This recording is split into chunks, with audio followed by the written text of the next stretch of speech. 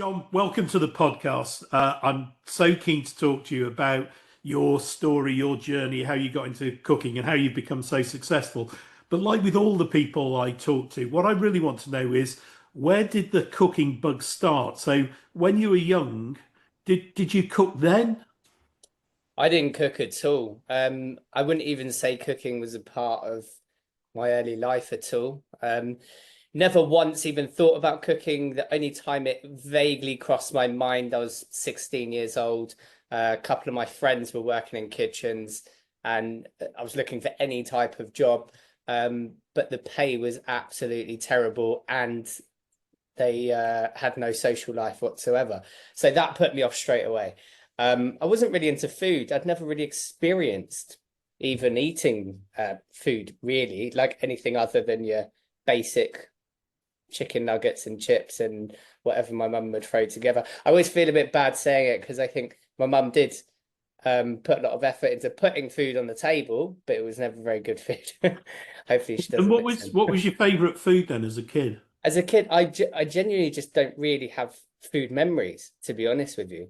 And I think that's why going into prison at 18, I wasn't really fazed by how bad the food was. Everyone used to talk about how bad it was. I was very happy with it, to be honest.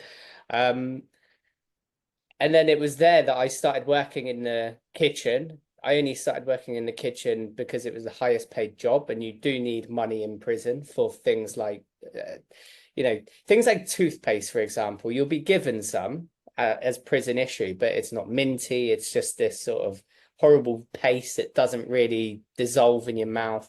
So all those little luxuries like shower gel and toothpaste, you have to get your own money for. So I think it was £11 a week, and things aren't cheaper in there either. In fact, they're more expensive. So you have to sort of budget that £11. But also food, I was going to the gym and I wanted to get enough food in me. So if I worked in the kitchen, it meant I could eat whatever I wanted within reason. And So was that a good experience, Jon? What did you do when you first started working in the kitchen? in what sense? The actual Well, job? chopping potatoes, washing pans, making lasagna. What did you do? Yeah, so I mean, there'd be a lot of washing up. There would be a lot of just putting food in breakfast packs. We'd have to make up 300 little bags of a UHT milk and some cereal and a little jam and 2 slices of bread. So every day we'd have to fill up these bags. Um, General cleaning. There wasn't much cooking going on. There were some actual chefs there, and we were there to assist them. So occasionally you get a big paddle and a big brat pan and stir some chili con carne of whatever type of meat it was. I don't I don't know what it was. Um, and yeah, peeling potatoes, that kind of thing. There wasn't any real cooking, but that's where I started doing the MVQ. It was only level 1, and it was the hygiene part, which was easy enough to do in there. Because I started doing that, and then I needed to pick a skill for the Duke of Edinburgh's award, which I then started.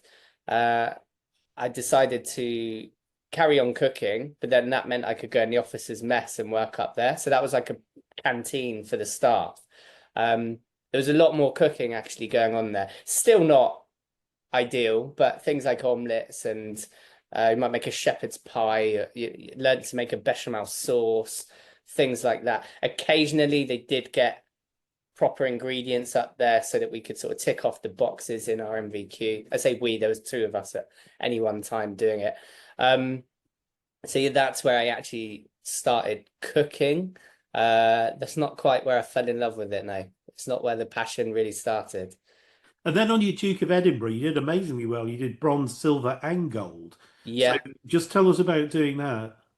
Yeah, I mean, I was the first in custody to do all 3, which is a great achievement. But I do always feel like a bit of a fraud when I say it, because I was so lucky by the circumstances, where I was, the staff that were there at the time, the length of my sentence, the age I was, everything. It was like the perfect storm, enabled me to be able to go on and do all 3 when I was in there. But it was such a brilliant thing. I've spoke about before the offending behavior program. So when you go to prison, especially with a longer sentence, you sit down with probation, they give you a sentence plan. So you'll be having to do sort of offending behavior courses. So one of them I had to do was enhanced thinking skills. And you sit in a classroom and you're basically being taught how to think about consequences, which it was more of like a tick box exercise, to be honest with you, something you're told you have to do to get to the next stage and stuff like that. Whereas with the Duke of Edinburgh's award, I felt it was like a template for a young person then going out into the world. It was teaching resilience. It was building up self-esteem and confidence, things that, despite what a lot of young offenders will look like, bouncing around and acting confident, I think a lot severely lack those sort of interpersonal skills. Things like working within a team and things like that, but also learning a skill which can give you a better chance for employment when you get out. And that's exactly, in hindsight, what happened to me. I didn't expect it, you know. Never thought, even when I was doing that MVQ, even when I was in the officer's mess, getting an MVQ in professional cookery, I kind of knew at that point I had a little talent, like natural talent. I was able to do it better than other people. It still wasn't something I thought that would become my passion or my career.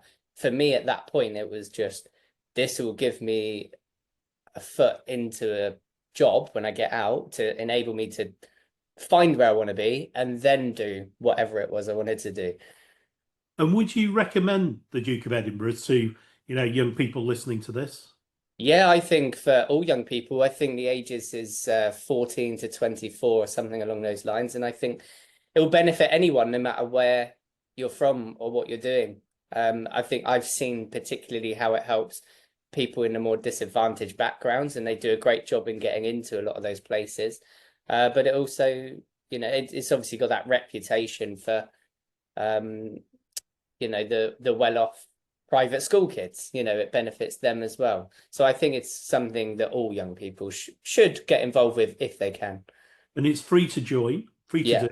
Yeah, I think so. I mean, it's always there's always charities and stuff that are sort of running it. I think some people might have to pay £15 for the booklet or something, but yeah, it's not expensive. And how long does it take, John? So it's all set within time frame. So the bronze you will be doing for 6 months, the silver for a year, and the gold for 18 months. And the sections other than the gold are kind of the same, but it's just doing something over a prolonged period. And how did you feel when you got your gold? Oh, wow. So when I got my gold award, I was at the palace. I was actually still in prison, so I was 2 weeks away.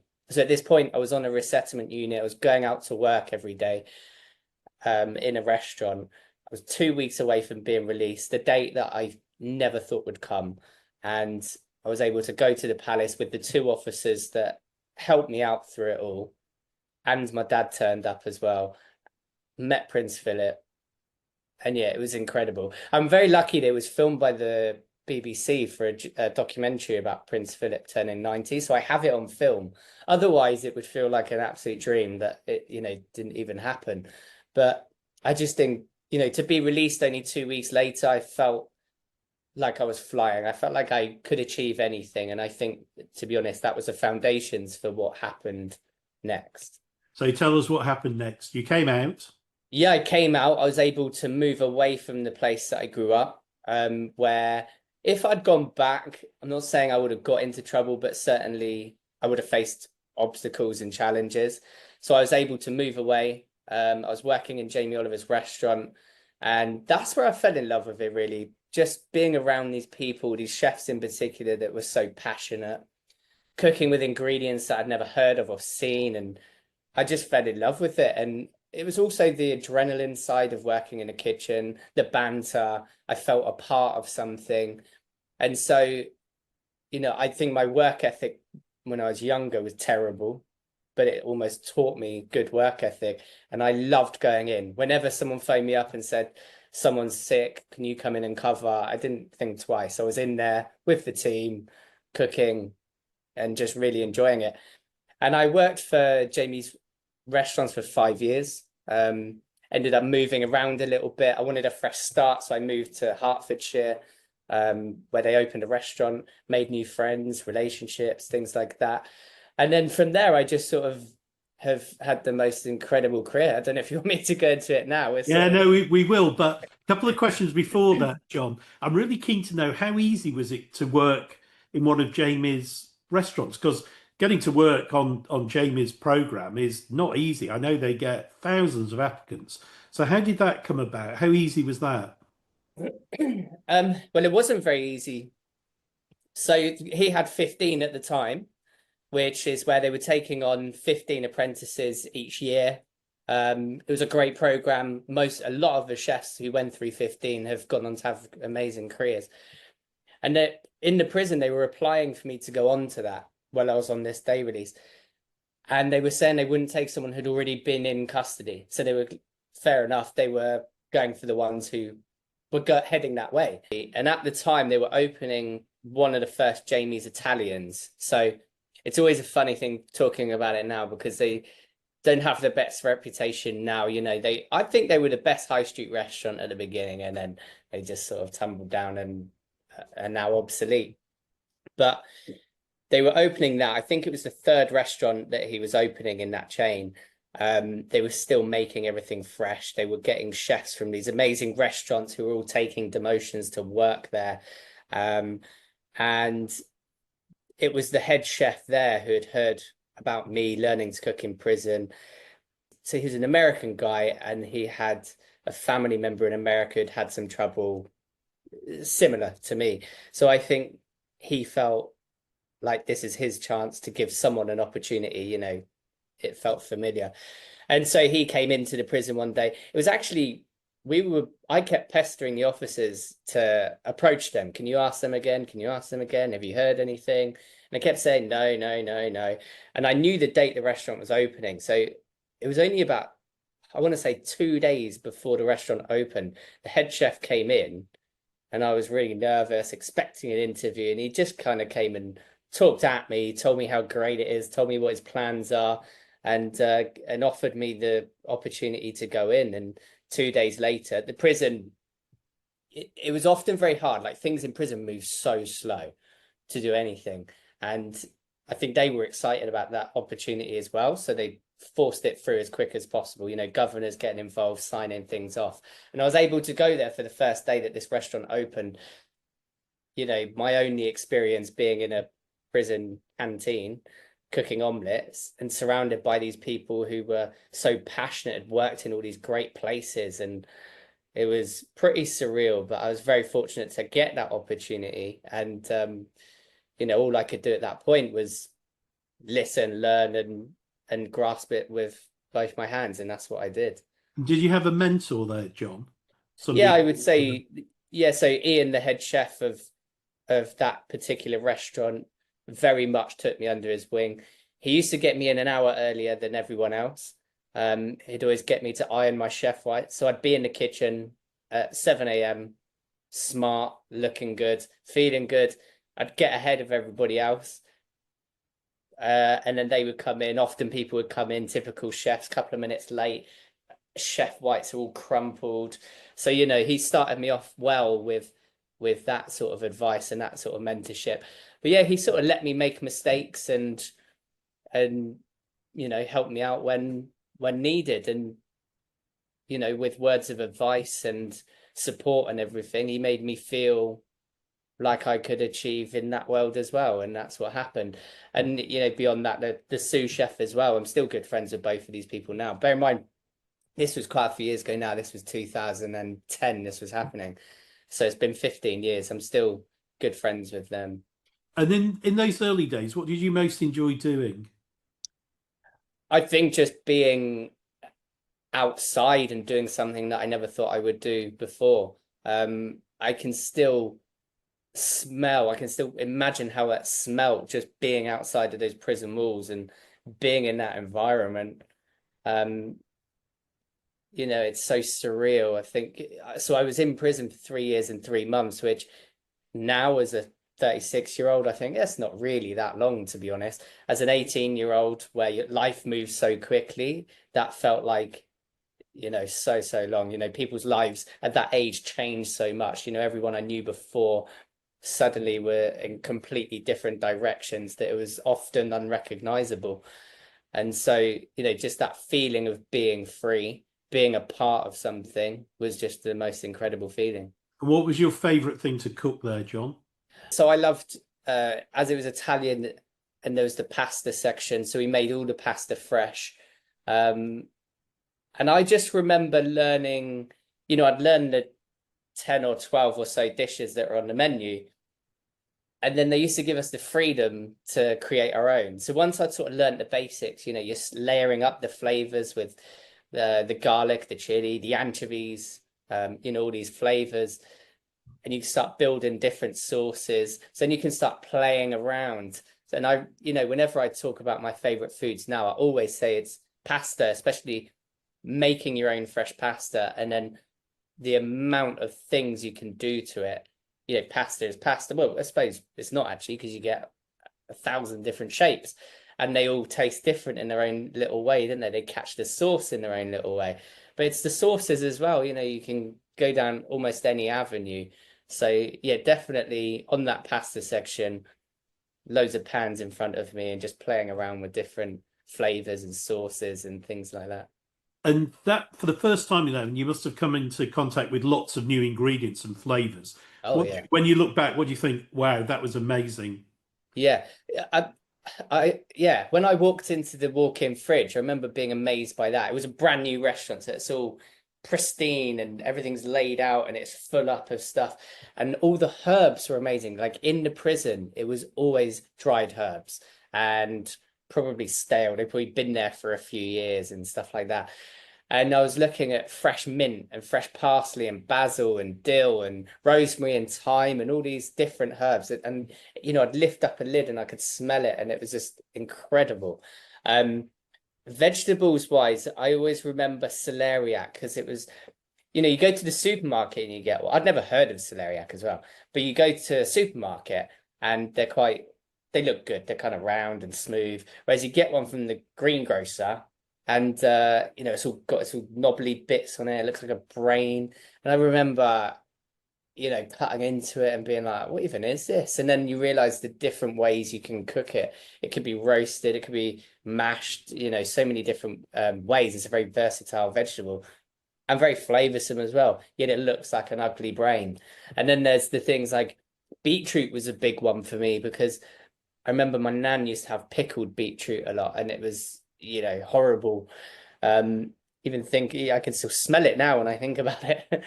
And then you know, seeing candied beetroot and golden beet, which are rare now. I know a lot of people, even today, they don't see these vegetables very often.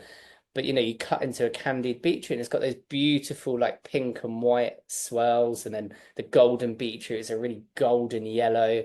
And they taste different as well. And I do like purple beetroot now as well. You know, once I'd learnt to cook it, and you know, it wasn't this pickled brine stuff. It was you know, it's such a great ingredient.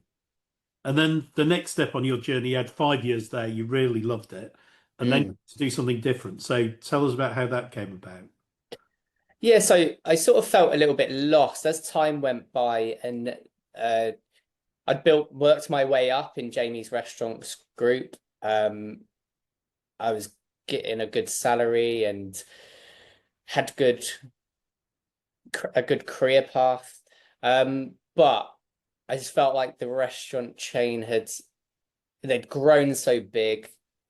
The food wasn't really what it was, or it wasn't where it should be. It just didn't feel like the same place. And it was a difficult decision to make, because I'd come out of prison as a nobody and I'd grown in that company. It was really hard to know where to go. And I tried out different places and didn't really felt like I belonged anywhere. And so eventually I was just like, you know what? I don't know what gave me the audacity to think it was okay to do, but I was just like, I'm just going to work for myself. I didn't even know how, to be honest. I'd done a few sort of dinner parties for local people, and I thought, Joe, I'm going to try and push that. I'm going to start catering. And yeah, that's what I did. I was quite lucky back then in that agency work was big. I think it is big again now, actually. But at that point, you know, you could go into an agency, you could be placed somewhere in a kitchen. They're always looking for staff, and you know, I could take on a bit of work while I'm trying to boost this catering work. And say maybe almost a year, that's what it was. It was me working agency work, telling people I had my own business, but only doing one job every 2 or 3 months. And then I decided I was going to get a food truck. And so, you know, a lot of my life has just been sort of stumbling through, figuring out things. And I realized, oh, wait, I can actually get a loan from the bank, and, you know, buy this food truck and set it up. And that's what I did. It was called John's Street Food. And I did pulled meats and salads and stuff. And I was out in the high street in St Albans, where I live. And it went really well. I had queues all the time. I had regular customers. But then it also came with a lot of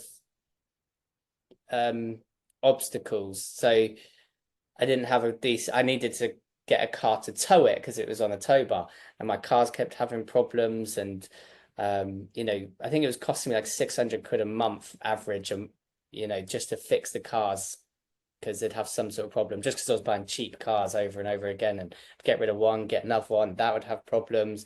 Sometimes the food truck would have problems, or if weather was bad, you know, you'd pay for all this food and then the weather was bad. So even though at times it was incredible and I had so many people queuing up and I'd sell out food, there were other times where it was just an absolute nightmare.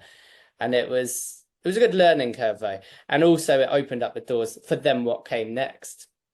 So the first thing was the X Factor house. So I ended up getting this contract over the winter to cook in the X Factor house during the live shows. And that was quite mad, you know, at that point, suddenly being in this place where Sharon Osbourne and Louis Walsh and Nicole Scherzinger are coming in for lunch, and you know, watching this very famous TV show happen on the weekends, and then going into this house in the week to cook for them all. It was very surreal.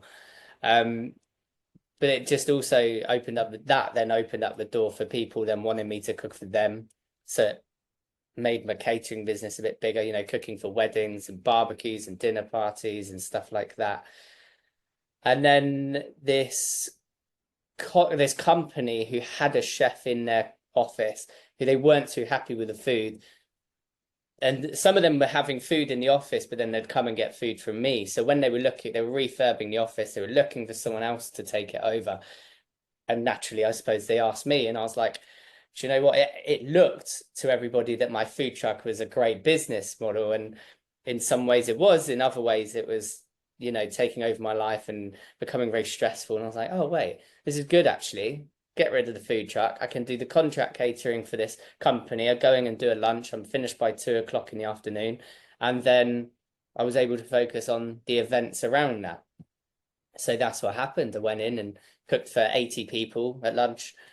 Then I'd prep for the events that would almost always happening on a Friday and a Saturday.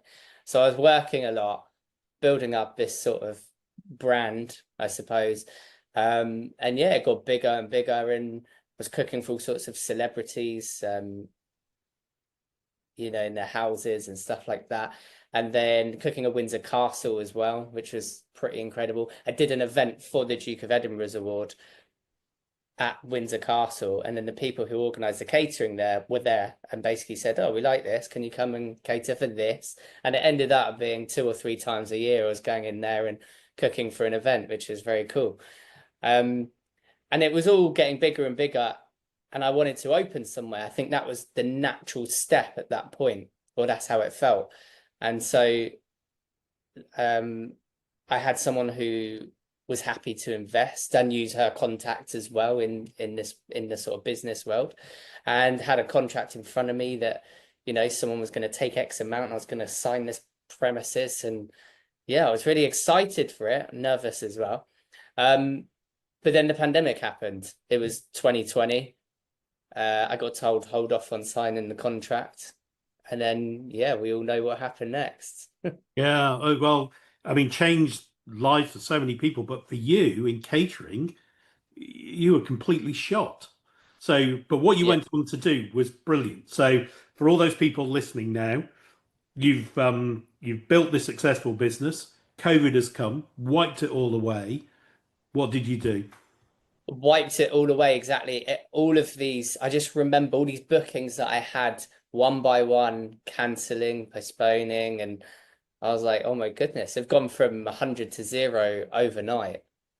And I had started, I really didn't know what to do either. And I do think it's that resilience I built through the Duke of Edinburgh's Award that helped me there. Because that was, when I think back now, I don't even know how I would react. Like it was so, so difficult having bills and rent to pay and that kind of thing.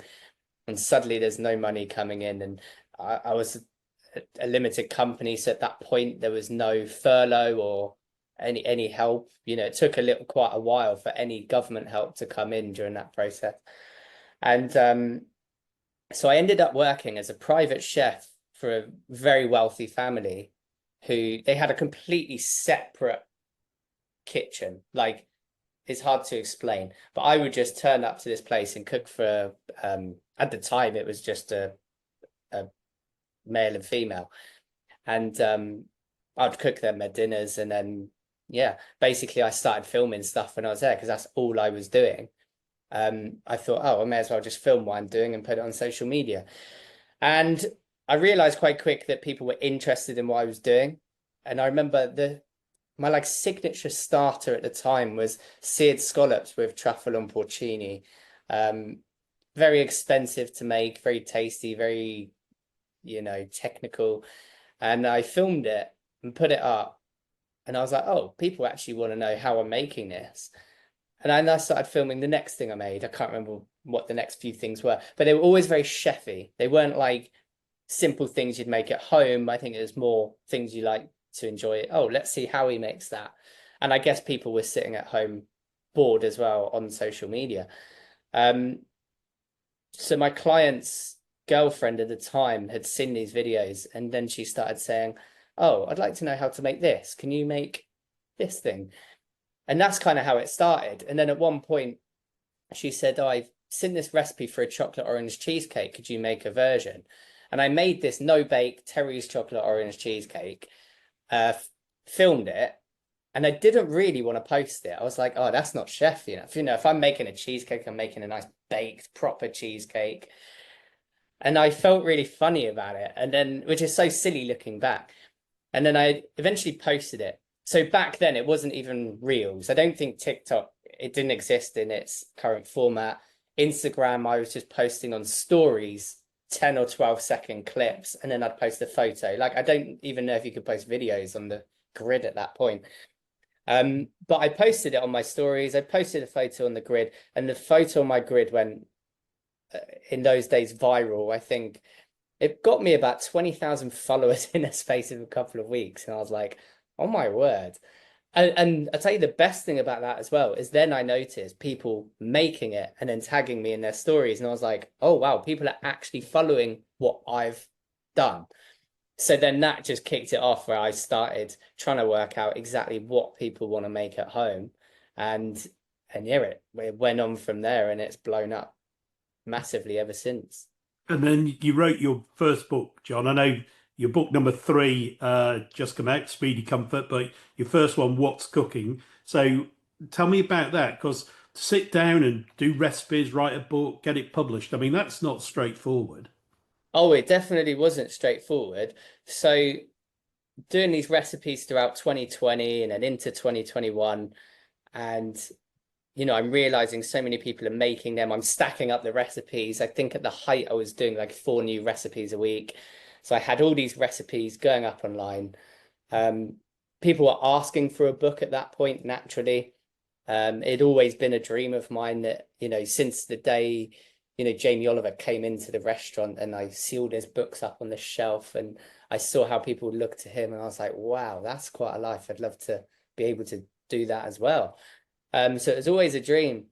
By that point, I'd been on TV, I think twice, and then I had basically got a literary agent. So I'll tell you what I'd done. I kind of forgot about this. I think this might have even been pre-pandemic, where I'd phoned up this woman who she was Jamie's one of the first literary agents, I think, and she was still around and very I don't know, didn't really want to talk to me, but would give me the advice. And I basically said, hey, if I want to do it, how can I do it? And she did give me her time, and I sort of jotted down his notes and figured out what I need to do. And the number one thing anyone will tell you about getting a book deal is you get a literary agent. So I drafted this email, I've told them my story, I've told them what I want to do, showed them these recipes that are already up online. Sent it out to loads of literary agents. It was signed on the same day I sent the email out. I'm a night owl, so I was doing the emails at like 2 in the morning, and I was like, don't send it now, wait till the morning. Woke up at 7 o'clock, sent it, went back to bed, woke up, had 3 in my inbox. One of them wanted to phone me up straight away, and he says, I'll sign you right now, send over the contract, la la la. And I was like, oh my goodness, he sold me the world, told me you can get this and we're gonna do that and la la la. Anyway, so I signed up with him. They're here absolutely nothing. And that's basically how it went for the rest of that year. Is I heard nothing, and anytime I tried to approach him, and it's very difficult to get hold of, even through his PA, she'd just sort of brush me off, and I was kind of like, oh, well, this is silly now, because now I'm in this contract with this guy, and I'm trying to push this book deal, and it's not happening.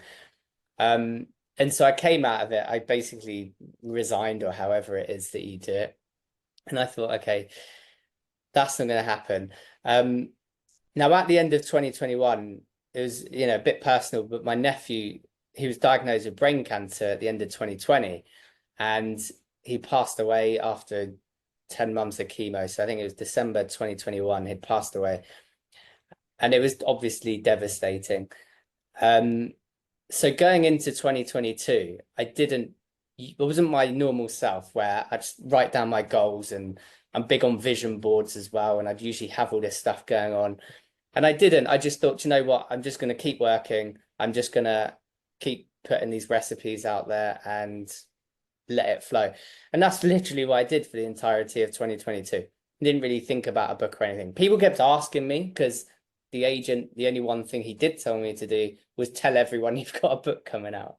So then I've got, for all that time, people were thinking, where's this book? Where's this book? And I'm like, So after 2022, I go into 2023, and on January 1st, like I just said, I'm big on vision boards, and I did this vision board of basically book, when I want it to be published, da la la la la. And I thought, instead of just having an idea of the book and sending some recipes, I was writing the entire thing.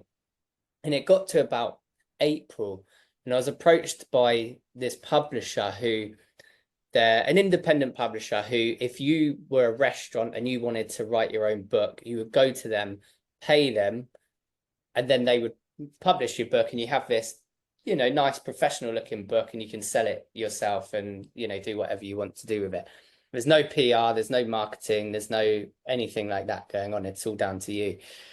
But they approached me and they said, we're trialing out this scheme, and if you can sell 500 pre-orders, we will then fund it. So what we did was put the cover together, photograph 5 recipes for a bit of content to put out.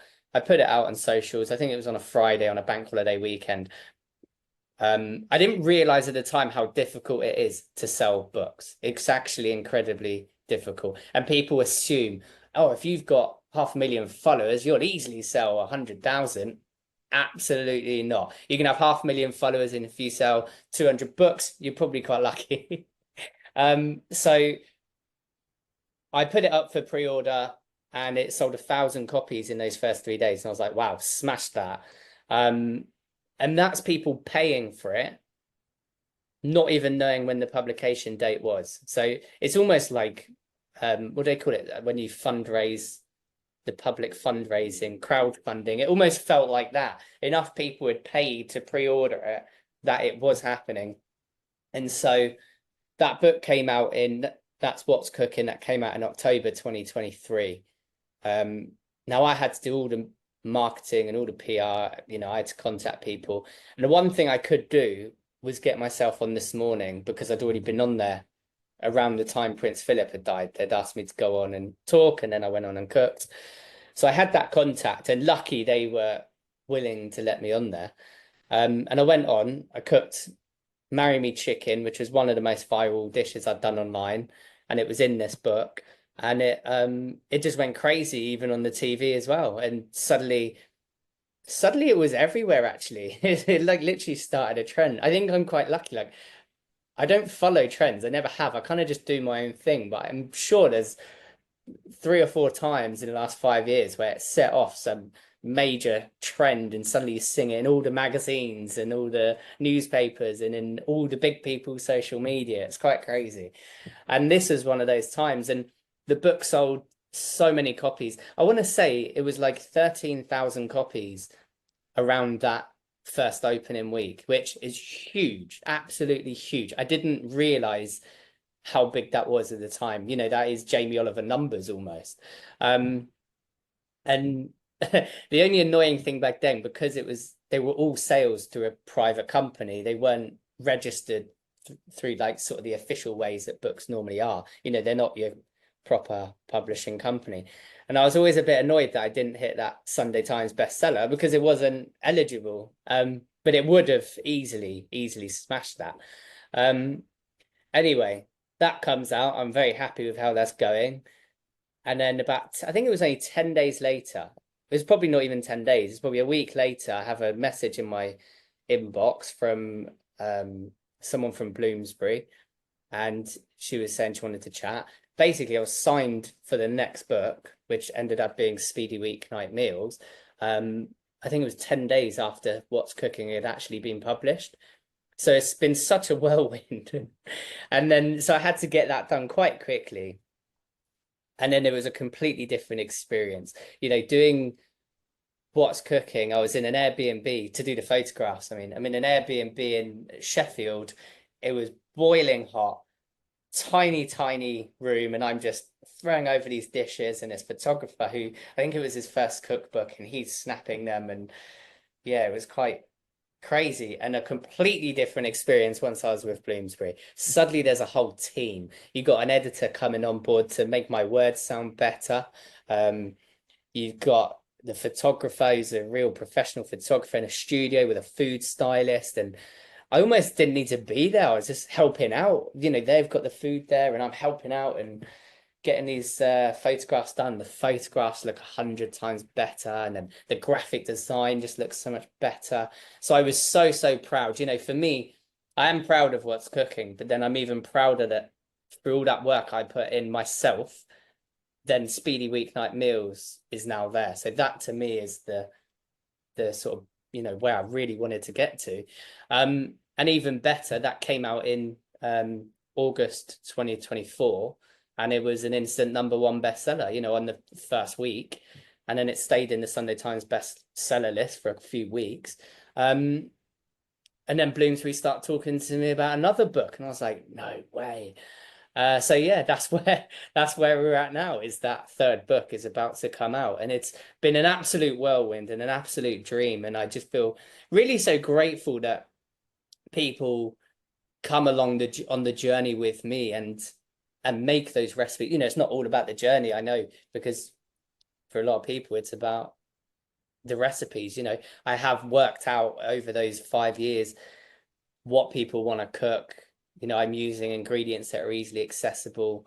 I'm simplifying the steps. You know, one of my favorite things to do is find a recipe that is quite difficult. And if you go online, you'll find 100 versions that are all long and quite difficult, and I just simplify it. And you know, my favorite one for that is little Portuguese custard tarts. And you know, you look online, there's so many ways to do it, and you know, my way is very well extremely simple actually, and they work, and I don't think you can really tell the difference. And your new book, John, is Yeah, Speedy Comfort. So yeah. tell us about that. Yeah, so it's following on from the same theme that Speedy Weeknight Meals was, that is recipes done in under 30 minutes using ingredients that you can find in any supermarket, simple steps, as I just mentioned, and comfort food. You know, what comfort food is different to every person. But I think generally it's often things that come from, you know, childhood memories. So you know, creating a recipe based on that. School cake is something that's in there. If you remember the old retro school cake, I've done little school cupcakes, or the old jam and coconut sponge with custard. And yeah, just I think recipes that make you feel warm, hearty, and make you feel good, and that's what it's all about. So, John, how do you see yourself now? Do you see yourself as a an author? Do you see yourself as a recipe creator? Do you see yourself as a chef? How do you kind of figure out your time and what you think that you've now become? It's a funny one. I've always thought I'm a little bit of a hybrid, a bit of everything. I've probably experienced most elements of being a chef as well. I do like to think I can still call myself a chef. I work at the moment still 2 days a week at the office, where the contract was. So I'll still go in and do that on a Tuesday and Thursday lunchtime. But beyond that, my job now is very much creating recipes and writing books. I suppose if maybe I'm more of an author now than I am an actual chef, which is crazy and a dream come true. But yeah, I love the whole recipe creating side. I love doing it on social media. I can get recognized in the street. I was in America last week and I got recognized at 2 a.m. in a bar by a guy from Ireland. And I just think, how wild is that? And it's always in a good way as well. It's not like, oh, that's that idiot who did this or that, which it could have been given the way my life was when I was a teenager. It's that someone's recognizing me. For him, it was because his girlfriend loves my recipes and wants to take a photo and send it to her. And it's like, that's so cool that you can have that impact on people where they enjoy seeing you and enjoy, cooking in the same way that I do. And John, you've done amazingly well. I mean, a real inspiration. So what's next? So let's not talk about next year or the year after, but 5 or 10 years time, what do you think you'll be doing? Where do you think you'll be? Think things have always moved so quickly with me, and you never know which direction it's going to go. So when I was younger, I always loved to have a 5 year, 10 year plan. But what I've realized, and everyone's different, I suppose if you're in a very stable corporate job, for example, it's probably a lot easier to have a 5 year, 10 year plan. With what I do, it's a lot more difficult. So I've sort of decided on just, you know, figure out the goals in the near future and focus on those and then build it that way. I mean, I would love to still be doing what I'm doing now and hopefully expanding it into hopefully more of a brand rather than just being me cooking away and sharing these recipes. So we'll see what happens, but I am excited for the future. And you mentioned your vision board earlier, and you did a Yeah. vision board. So what would your vision board look like now for the next 5 years? It would be books, hopefully hopefully this book sells. The only bad thing about bringing out a book I find is the anxiety about how it's going to perform. But hopefully this one is going to do just as well as the last two. And I'd like to continue writing more books and getting more of that out there. I'd like to continue growing my sort of personal brand on social media. I love working with some of the big brands. So on my vision board could be some of my favorite brands that I'd like to work with, and maybe in bigger ways than what I do at the moment. At the moment it might just be 1 or 2 videos, and it's like a deal in that way. And I would like to open somewhere. That was something I was going to do a few years ago, and it's still on the radar, but I've always felt, and people ask me a lot, am I going to open somewhere? And I always say, like, with the different obstacles at the moment, I'm not saying nobody should do it, but for me at the moment where everything else is going really well and the economy is still a bit funny and the staffing levels in restaurants and the cost of ingredients and everything compared to all the prices and things is just something that at the moment maybe not something I want to focus on when everything else is going so well. Do you know what I mean? I don't want to spread myself too thin and then crumble. I want to focus on what the strong points are of what I'm doing. But I would like, certainly in 10 years that I would have a real premises. Not sure what exactly it would be. I've always really wanted a fresh pasta place. Sounds like a great plan, John. And John, last question, and that's for all the people listening who have thought about going into that world, the food world, chef world, what would your advice to them be? I think have fun with it and don't be disheartened if it doesn't go well, because it's such a big industry with so many different places you can go and things you can do. I think a lot of people in the industry will go in, and if you have bad staff, people who are not very nice, or maybe in that old school way, then it's going to put you off. So I think, remember, you can move around quite easily and quite swiftly, and you can find where you belong. Right. Well, Jon, thanks so much for your time. Thanks for sharing your amazing story. Duke of Edinburgh, working with Jamie, creating your own business, being an author and a recipe inventor. I mean, it's been fantastic hearing all about all the things that you've done. Congratulations, and thank you for talking to us. Thank you. Thank you so much for having me.